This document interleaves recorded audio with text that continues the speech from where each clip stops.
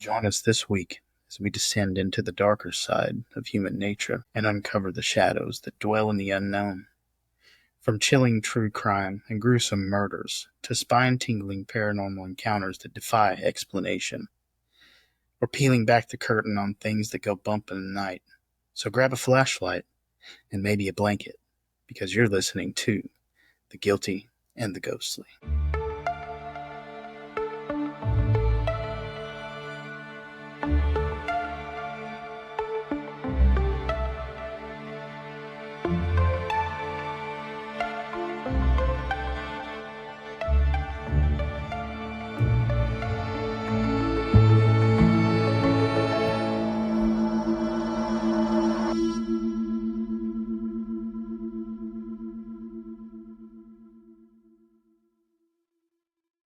My name is Jeff.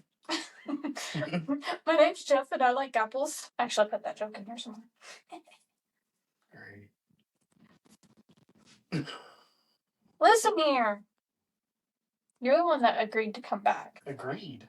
I didn't have a choice. There's choice in the matter. I don't think so. There it is. Oh. Episode 10, we're back. And Josh is back with us.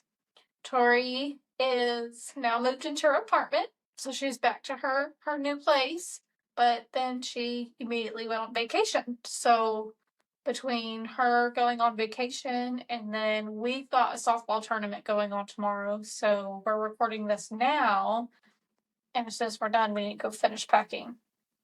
Have you packed anything? Nope. I've packed your clothes. You know how I do. That's about it. We still have to load the car, but our daughter's going to regionals for softball, so we're pretty proud of all the girls. They've done really good, so we're excited to go watch them go kick some butt at softball tomorrow. Well, we're going to go over some business, so there's not a whole lot going. I did want to mention that a lot of you seem to really like the Betty Lou Beats case. It's always nerve-wracking when we have to cover a local case. I guess it makes it more real that people that knew the murderer or the victims see it, and it makes me more nervous. I had several people comment, like, I knew her. There was one lady, she said that I think her uncle or husband or somebody that she knew bought a truck directly from her, and they ended up having to replace the front fender because there were bullet holes in the front fender of the car. And I thought that was kind of cool. I think another guy commented that she was his aunt. Just makes it nerve-wracking because you are covering real people's lives, their worst days, whether it's the victim, family of the suspect, it's their worst day, and so you never want to disrespect them or say something wrong. So if we do, make sure to let us know. Let us know that if we get anything wrong, we're always welcome to criticism. Nice criticism. I know. I'm a little sensitive, okay? I try to be thick-skinned, but I'm not. So I also wanted to go over some recommendations. The other night, I haven't told Josh about this yet, but I stayed up till like 2 o'clock in the morning watching Straw on Netflix. Did you see any of it when I was watching it? I don't think I did. If you guys haven't watched Straw on Netflix, you need to. It is such a good movie. The twist I was not expecting. Normally I can at least see a little bit of the twist that's coming. You do not expect it at all. It's definitely like a tearjerker. It makes you definitely think about others and what they're going through. You don't always know what's going on behind closed doors. You've got to watch it. I'd watch it again with you. So we've got to watch that. What have you been watching? Just mostly YouTube videos. But then last night I seen a preview for a movie called Weapons. It looked pretty good. It's a scary movie, kind of I guess a thriller type movie. But it looked really good. I don't think I've seen that one advertised. Oh, I just seen it yesterday. I'll just check it out. Yeah. I also, my go-to, it's on Hulu. I watch it every night. It's ridiculous. It's called Evil Lives Here. And it's actually taken the victims. You've probably seen me watch it a million times. It's about the victims, and they're recounting what they went through with whoever they lived with, their family members or husbands, wives. I want to say husbands. Normally it's the husband. And what built up to the big ordeal that happened. And they end up being a murderer or something happens, and it just kind of goes through their whole experience and how they dealt with it and how they either ignored red flags or they even seen the red flags and they kind of excused it with, oh, it's just this or it's just that. It's very interesting seeing that side of it. So it's a great show. Yeah. But today we kind of have a silly story. It's called Gef the Talking Mongoose. You hadn't heard anything about it before I told you about it. Not really, but I did a little research on it. It's definitely an interesting story. It is.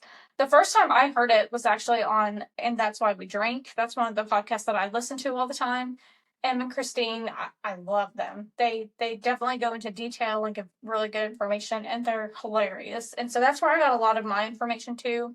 But I got some other information as well from other podcasts and just looking it up. So it's an interesting case. So get ready, guys. It's wild.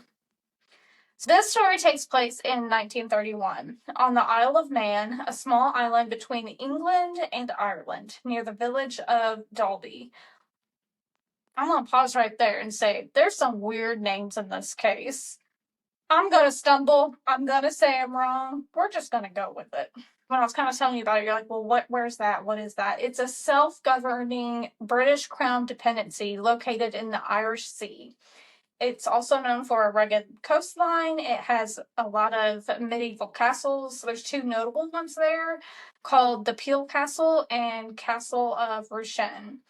The Peel Castle, I actually found some interesting information. It's haunted, like most castles, but one of the biggest stories is about a black, shadowy dog that haunts the halls of this castle. So I thought that was kind of cool. We'll definitely have to look into it and do a whole episode on just castles. So it's also the home, this island that they're at is actually the home of a motorcycle event called the TT Races. I've never heard of it. Have you? No. So it's really famous.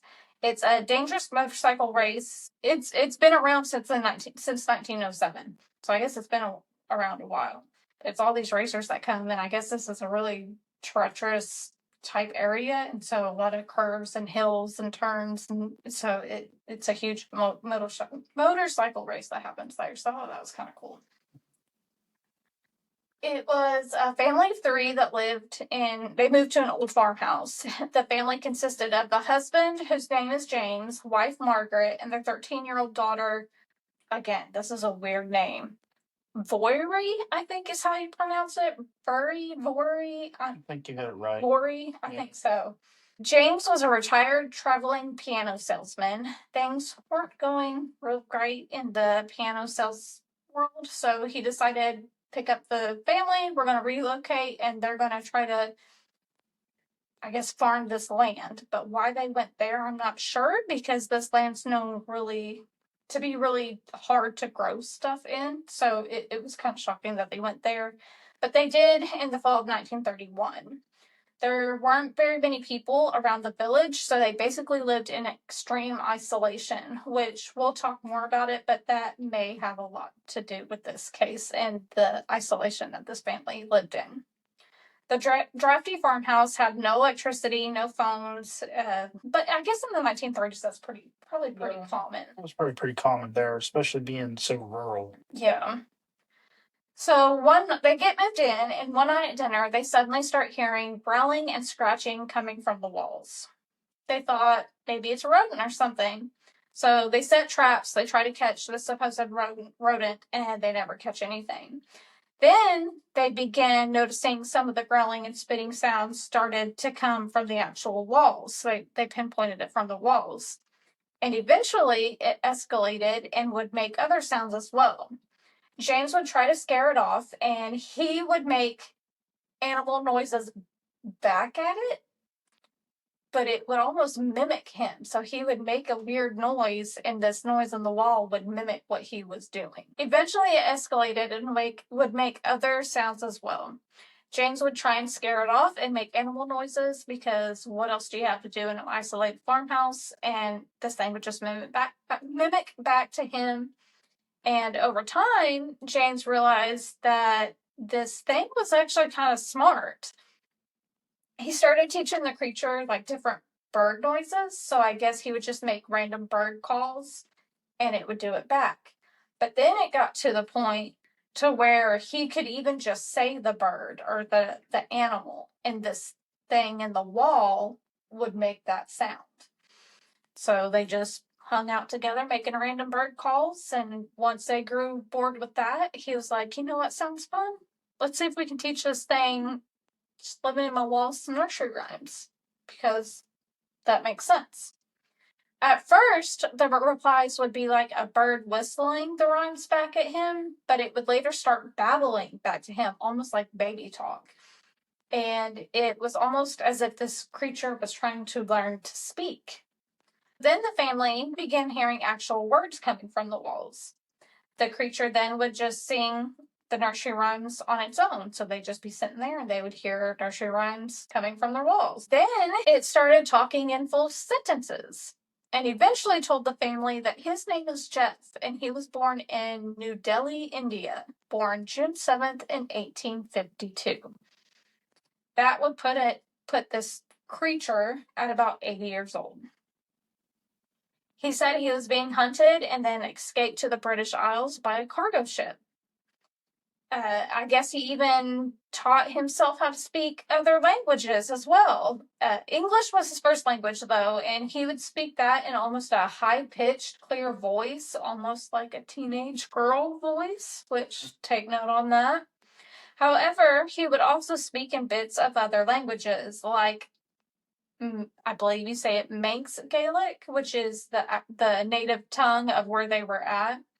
He would also speak Yiddish and Welsh and just a little bit of Hebrew, just to, add a little to it. They finally asked him, "What are you?" And he said, quote, "An earthbound spirit and a ghost in the form of a mongoose." So that's how Gef the Mongoose came about.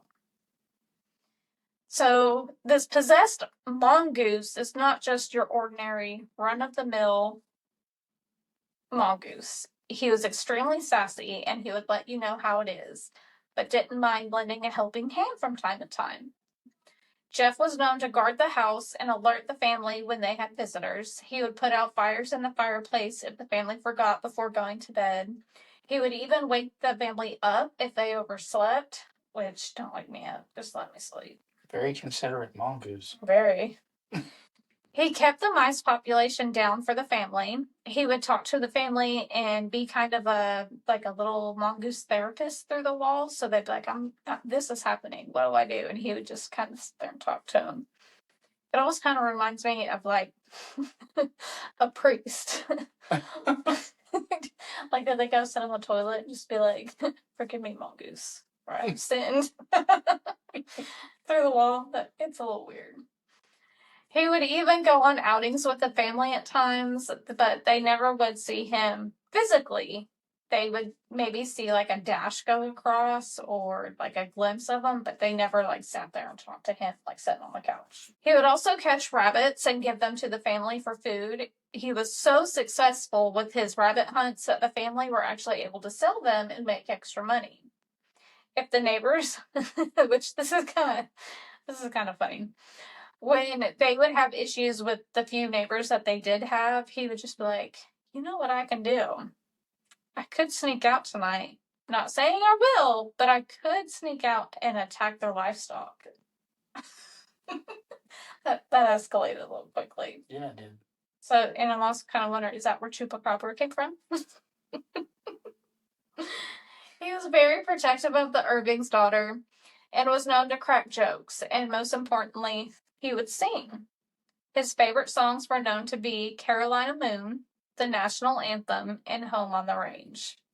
Which that's a very interesting choice of songs for a British mongoose. Mm-hmm. Well, I guess he's not British because he came from India. Mm-hmm.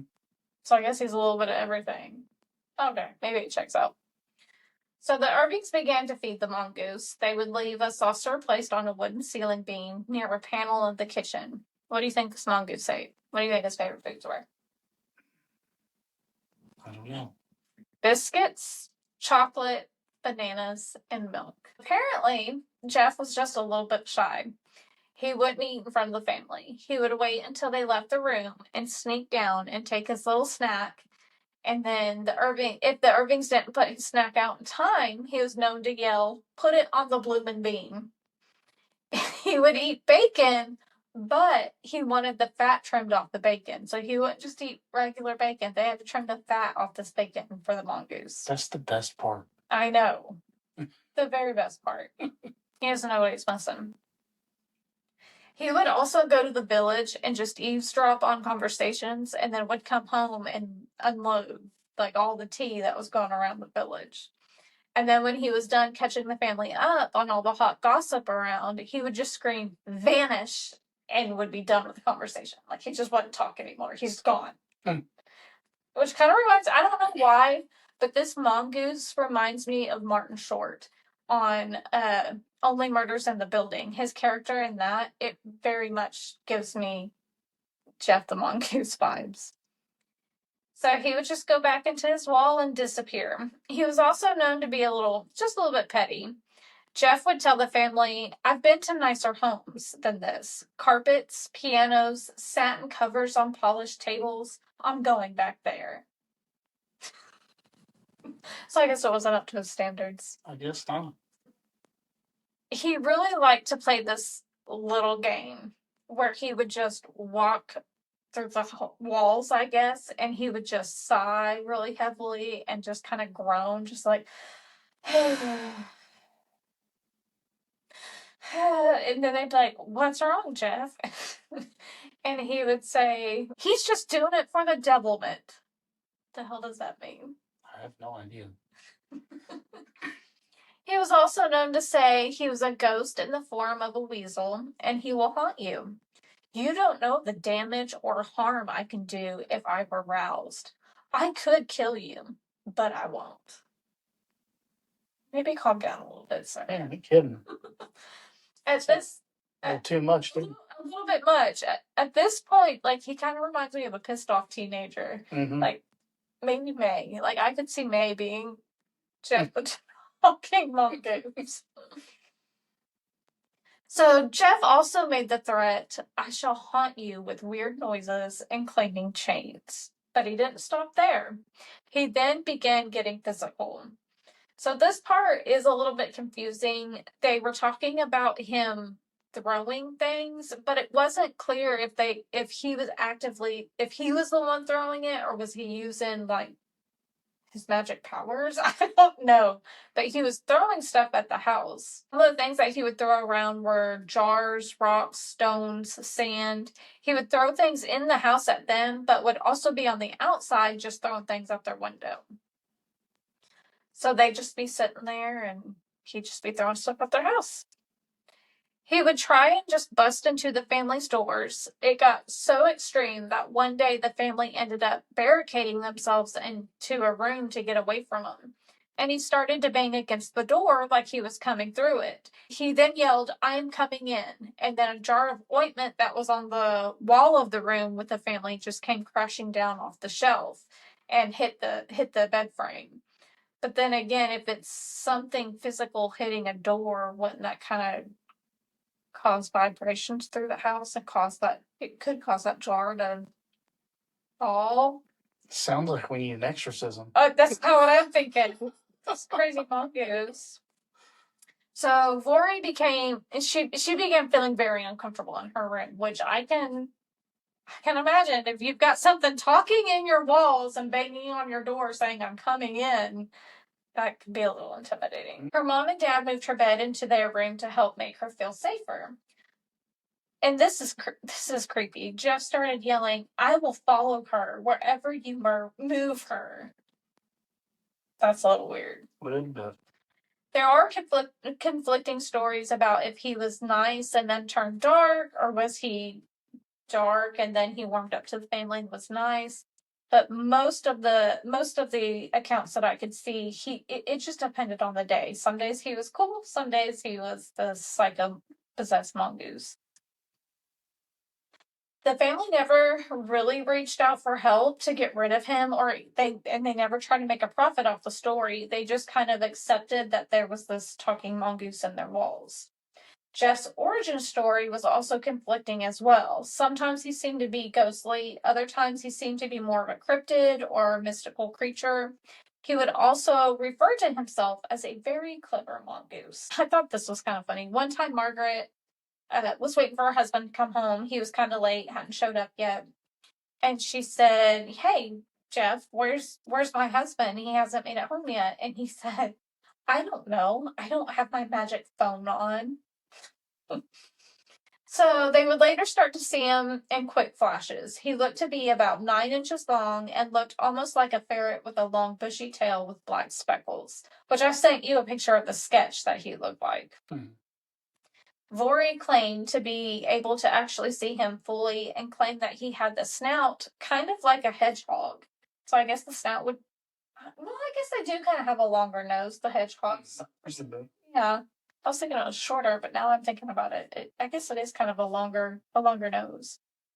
So local papers soon learned of what was going on, and they started to write about him and named him the Dalby Spook. His story soon spread and turned into a wild sensation of the possessed mongoose. This is also the same time that spiritualism was like really popular, so I think it kind of created this perfect storm of the unknown and not exactly knowing what's going on. And then you have all these people kind of go through spiritualism and contacting the dead and Ouija boards and seances, and it just kind of blew up. So skeptics, spiritualists, and all kinds wanted to come and investigate Gef the Mongoose. The Irvings never asked for money when they would come. One notable name was Harry Price. Do you know that name, who Harry Price is? He was actually, if I'm not mistaken, he was actually friends with, what's his name? Houdini. What's his Harry Houdini? Harry Houdini. Yeah, he was friends with Harry Houdini. So Harry Price, he's actually known as the first original ghost hunter. He would use his talents from the stage magic and had a really skeptical eye. And when he would investigate, he would often expose fraudulent mediums and ghostly phenomena, which I will be covering him later because he had a very interesting story. So I don't want to go into too much detail, but he was very well known in that side of the world. Harry Price and Mr. Irving had communicated back and forth a few times. Harry decided to send someone out to see what was actually going on, because at that time he was also very popular. So he was doing a lot of investigations at the time. So he's like, I'm going to send somebody else out to you just to kind of get a feel of what's going on. So he sent his colleague named James Dennis to investigate. James Dennis visited on 3 different occasions and believed that Gef was real. In 1935, Dennis said, quote, "The voice started in earnest. The noise in the house was amazing. There were shrill screams accompanied by terrific knocking and loud bangs, which emanated all throughout the house in quick succession. The perpetrator moved with lightning speed. He also witnessed objects being thrown downstairs and disembodied laughter. After witnessing everything, Dennis reported all his findings to Harry Price. Harry decided to, let me come check it out for myself. So they kind of convinced his colleague that this is all going on, it's all real, it's all true. So Harry Price decided to come out for himself. He also brought a second colleague with him named Rex, who was actually an editor at the BBC. Once they arrived together, Gef seemed to just disappear. He wasn't talking, he wasn't moving around, there was no proof. They never really witnessed anything. He must have screamed vanish and just scurried away. So he wasn't there, he wasn't around, he was gone. One of the times that Harry left, when he had visited the family, after Harry left, Gef asked, "Who are they?" just as soon as they left the door. And so I guess the family was kind of frustrated because he's always so active when they're not there, and then they show up and then he's gone. So Harry Price comes back and he finds footprints.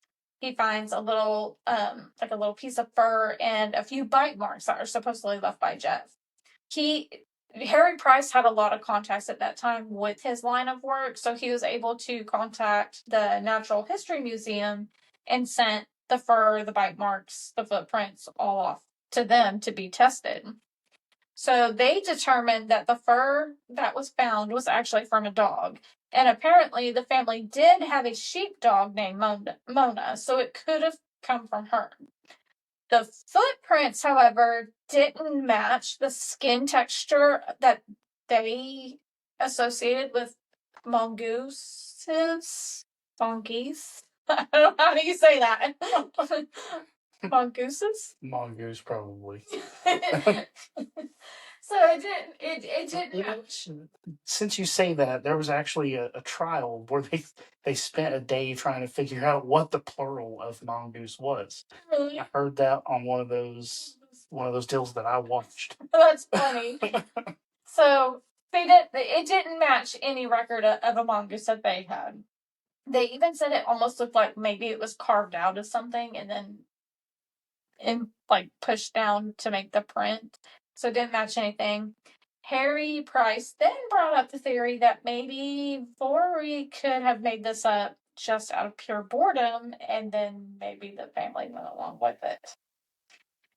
Maybe it just got out of hand, then the public found out, and they just couldn't reel it back in. Like, hang on, this is just our daughter board. Like, there's really no talking mongoose in our walls.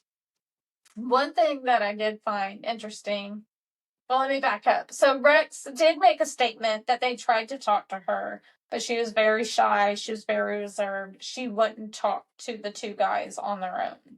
They really wanted to interview her, but even when they would try, Mr. Irving would kind of butt in and try to steer the conversation elsewhere. Like, oh, don't talk about that. Let's talk about this. So it kind of brought up some questions on, is he a part of it and he's trying to divert their attention somewhere else, or what's kind of going on there? So Harry Price noted that there was a lot of space between the walls, and it basically created this perfect scenario to speak in one spot of the house, but it would carry through the rest of the house and appear to be coming from like a different place. That was pre-insulation. Yeah. Yeah. So they ended up with no further evidence showing that Gef was an actual being. Harry Price and Rex ended up actually writing a book about their experience at the Irving's house. Harry basically said that he didn't believe it. He thought it was a hoax. He thought other people would think it was a hoax. But it did raise a lot of questions, and it was hard to debunk some of the stuff. So he knew it would basically draw up interest in the paranormal community, and that's kind of what he wanted. He wanted that information out. So he published this book. But this is the interesting part. Rex was almost fired from the BBC due to him being even involved in the case and helping write the book with Harry Price. So the higher ups at the BBC thought he was mentally unstable. So they tried to fire him. He ended up suing them for slander, and the case became known as the Mongoose case. Mm-hmm. He was able to win the case and was able to continue working at the BBC. And that's the trial that I was talking about. Is that the one you're talking about? Okay. They were trying to figure out whether it was mongoose or mongoose. Yeah. Who knows? So later on, there was an investigator named Christopher Joseph. And this was after everything happened. So he went back and was like going through all the archives and old documents and stuff, trying to figure out what was going on. He found it to be a very interesting story. He was able to locate one report of a man that remembered the Irvings having a mongoose to help control pests, which makes sense. When the mongoose was outside, Vory would actually throw her voice and make it sound like the mongoose was talking. He thought that he would be able to come out of the investigation proving 100% that it was a hoax. But to be honest, by the end of his investigation, he still felt conflicted on whether it was real or not. There were just too many unexplainable events that he could not debunk. So another theory came about that maybe the mother and Vori actually believed it to be true, but maybe James had some kind of mental health crisis, almost like a split personality. So again, like we said, they were very isolated. They didn't have a whole lot of communication with the outside world. So maybe James was kind of doing this almost as like mental stimulation just to have something to do. Or maybe he was doing it subconsciously and then the other two believed it, or maybe any of them believe, Another theory is that since Gef was so protective of Vori, maybe it was a way of her protecting herself subconsciously, because there were a few rumors of sexual assault. So again, that it's just her protecting herself, maybe. It was never confirmed, but again, it's just kind of one of the ones going around. The main theory, though, is that Vori was a ventriloquist, and her parents either believed it or they played into it. Mr. Irving ended up dying in 1945, and Mrs. Irving and Vori sold the farm to a gentleman named Leslie Graham, who is a known motorcycle who participated in the TT race that I talked about earlier.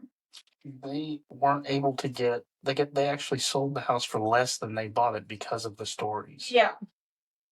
And after living there for 2 years, he supposedly did kill a creature that looked a lot like what Gef supposedly looked like. He even took pictures of it, and Vori ended up looking at the pictures, but she claimed that's not Gef. That's not him. The farmhouse ended up being demolished later on. As an adult, Vori remained mostly private about the events that took place in her childhood. She did give a rare interview in the 1970s and said that it was not a hoax. Gef was very real to us. But then again, I'm going to say there, if there was some, like a mental health crisis going on, of course it would be real to them because they wouldn't know any different. She did express regret from all the attention and lasting curiosity from the story. She said that she wished he had just left them alone. Vori never sought publicity. She refused media offers and didn't try to profit from the story. She seemed to be very uncomfortable with the fame and lived a quiet life after moving away from the farm for the remainder of her life until her death in 2005.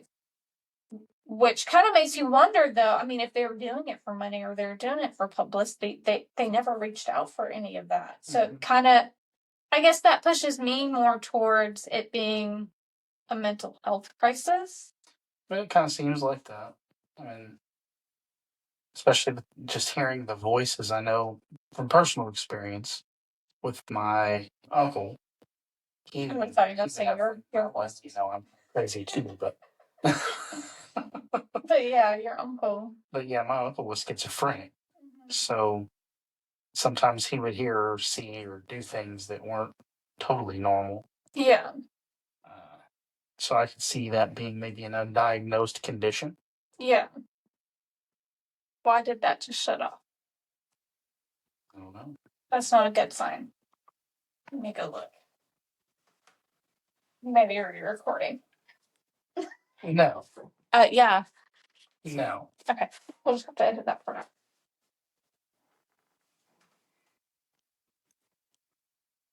And you, because he stayed in a home for a little while, didn't he? So you also experienced. Yeah, I mean, he towards the end, they had changed his medicine, and they weren't able to control him quite that well. So he went to several different places before they finally got things straightened out. But by that time, my grandma was so feeble she couldn't handle him anymore. Right. But yeah, there was a lot of different conditions there that I got to experience firsthand, and a lot of them can kind of give you the feeling of certain, I guess, entities, the way they talk to people that just aren't there. And I guess it's kind of said like kids and pets, and they see more, but just because they don't have that skeptical mind yet, I guess. So I wonder if the same thing it could be with people with different, I guess, mental health crises. It's very possible. They're just more open to it. Maybe. I don't know. Yeah. But to me, that's kind of the way I lean towards this one here, I guess, personally. Almost like they were feeding off of each other. That's kind of what it seems like. Yeah. But who's to say? Who knows? Maybe Gef the Mongoose was really living in their walls and being a sassy little ass. So, yeah. 100-year-old mongoose. Almost. You know, if you last 80 years, you're allowed to be kind of a jerk. You're allowed to say, you know, what's on your mind. So, yeah, that's basically it. She passed away in 2005 and still claimed it was never a hoax. And to her and her family, they believed it. Mm-hmm. So, that's crazy. It was a very interesting story. Yeah, it definitely was. That throws you for a loop. So I guess that's it for today. Of course, want to ask you like, comment, share, subscribe. Have you done that? Sure. No. That's just no. I've at least done it on one platform, I'm sure. Okay. I guess I would say that. Again, 5-star ratings. Those are the biggest help. They push us out. Maybe we can get some advertisements coming in eventually. Maybe we can get some better microphones because these work, but we could use some better ones. Yeah. So I guess we will call that a night. We need to go finish packing to get ready for this softball weekend. Mm-hmm. It's gonna be a long weekend. Mm-hmm. We have a 2-hour drive in the morning to get where we're going. So, all right. Well, maybe Tori will be back next week. She can get her life together. She hasn't yet. Mm-hmm. Just kidding, Tori. I love you. I miss you. She's still young. Is that like, bless her heart? I give her that excuse. She's still young. No, she's fine. She's been working a lot. They just moved into a new apartment. She's pretty excited about that. We're going to have to go check it out. I'm going to have to steal her swimming pool. Yeah. I'll have to go see Ducky because his name's Ducky, not Smokey. That message is for you, Tori. So I guess that's it. The Guilty and Ghostly this week. So I guess until next week, we'll see y'all then. See y'all later. Bye. Bye.